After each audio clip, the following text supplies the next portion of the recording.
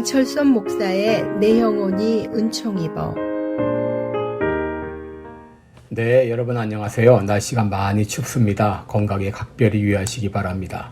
오늘은 야곱이 만난 하나님, 이런 제목으로 함께 말씀을 나누겠습니다. 여러분, 우리가 하나님을 만난다는 것이 무엇일까요? 하나님을 만났다는 사람들이 있는데 도대체 그들은 어떻게 만났을 것일까요? 여러분, 하나님을 만나는 방법과 또 시기는 각각 다를 수 있습니다. 그런데 분명한 것은 하나님을 만나면 삶이 달라진다고 하는 것입니다. 하나님을 만난 사람에게는 마음의 기쁨이 있습니다. 세상 보는 눈이 달라집니다. 사람 대하는 태도가 달라지고 사물을 보는 눈이 달라집니다. 아무 생각 없이 매일 먹는 음식조차도 평범하지 않고 그 가운데서도 감사의 조건을 찾게 됩니다. 오늘은 하나님을 만났던 야곱을 생각하며 은혜를 나누겠습니다. 여러분, 야곱이 누구입니까? 아브라함의 손자요, 이삭의 아들입니다. 이삭이 리브가와 결혼한 지 20년이 되었지만 자식이 없었을 때 이삭의 기도의 응답으로 얻은 아들이 바로 에서와 야곱이 쌍둥이였습니다. 에서와 야곱은 쌍둥이였지만 생김새도 다르고 성격도 달랐습니다. 에서는 외향적이고 남자답고 호탕한 성격으로 사냥을 좋아했지만 야곱은 내성적인 성격으로 집에 있는 것을 더 좋아했습니다.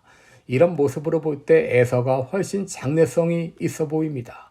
딸을 가진 그런 부모라면 100이면 100 다 에서를 택할 것입니다. 야곱의 인생은 한마디로 별 볼 일 없는 인생이었습니다. 그런데 야곱에게는 에서에게 없는 한 가지가 있었습니다. 그것은 바로 영적인 것을 사모하는 열정이었습니다. 그런 야곱을 하나님께서 만나 주셨습니다. 여러분, 야곱이 형의 낯을 피해 브에세바 집을 떠나 이제 하란이라는 곳을 향해서 가는데 얼마나 빨리 걸었는지 하루에 100km 이상을 걸었습니다. 짐은 낙타에 지우고 그는 걷고 또 걸었을 것입니다. 왜냐하면 언제 형에게 공격을 당할지, 언제 맹수의 습격을 받을지, 언제 강도를 만날지 조금도 마음은 놓을 수 없는 상황이었기 때문이죠. 그렇다고 곁에 누구 하나 의지할 대상도 없습니다. 그런데 그때 하나님께서 야곱을 찾아오신 것입니다.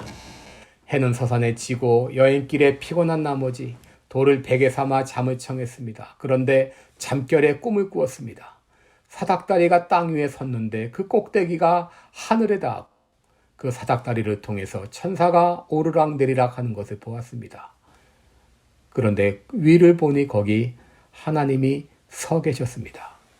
야곱이 하나님을 처음 만나는 순간이었습니다.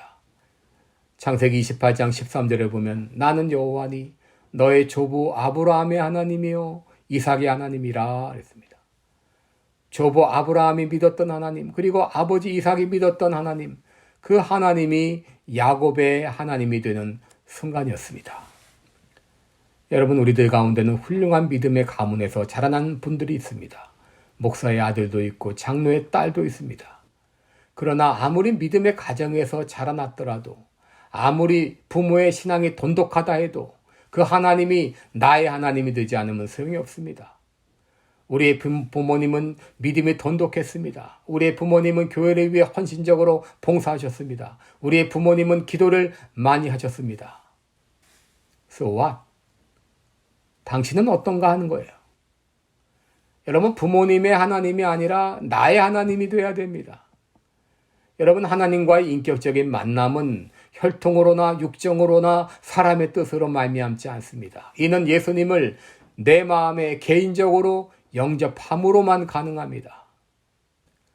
요한계시록 3장 20절에 볼지어다 내가 문 밖에 서서 두드리노니 누구든지 내 음성을 듣고 문을 열면 내가 그에게로 들어가 그로 더불어 먹고 그는 나로 더불어 먹으리라. 여러분, 우리가 마음의 문을 열고 예수님을 내 마음에 영접할 때 여러분, 우리들은 하나님을 만나게 됩니다. 예수님을 이제 영접하게 됩니다. 내가 거듭나게 됩니다. 오늘 이 아침에 주님의 음성을 들을 수 있기를 축원합니다.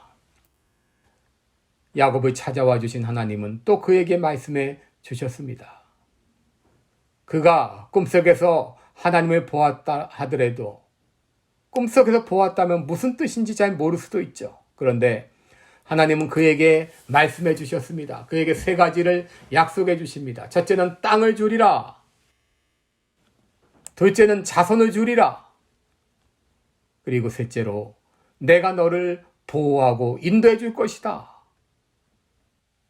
여러분, 지금 야곱은 형의 낯을 피해서 낯선 땅 하란으로 도망가는 그런 상황인데 언제 돌아온다고 보장도 할 수 없는 상황입니다. 그런데 하나님은 야곱에게 약속하셨어요. 내가 정녕 너와 함께 하리라.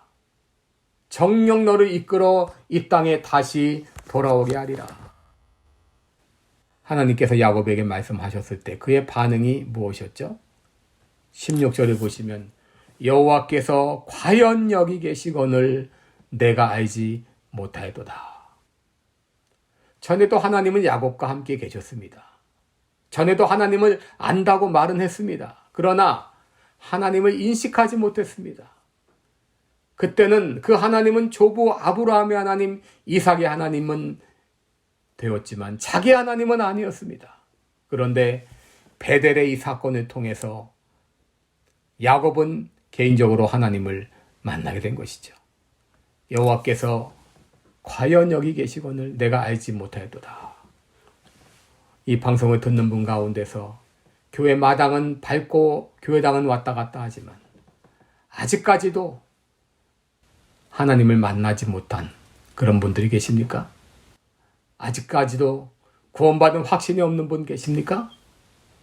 오늘 시간에 마음의 문을 열고 예수님을 나의 주님으로 영접하시기 바랍니다. 지금 제가 하는 기도를 함께 따라 하시면서 예수님을 내 인생의 주인으로 구주로 영접하시기 바랍니다. 제가 하는 기도를 따라해 주시기 바랍니다. 주 예수님, 저는 죄인입니다. 저는 하나님을 알지 못했습니다. 이 시간 내 마음의 문을 열고 예수님은 나의 구주로 영접합니다. 나에게 찾아와 주옵소서. 예수님의 이름으로 기도합니다. 아멘. 네, 고맙습니다. 오늘 좋은 하루 되시기 바랍니다. 여러분 사랑하고 축복합니다. 고맙습니다. 지금까지 시카고 빌라델비아 교회 담임 방철선 목사의 내 영혼이 은총이 보였습니다.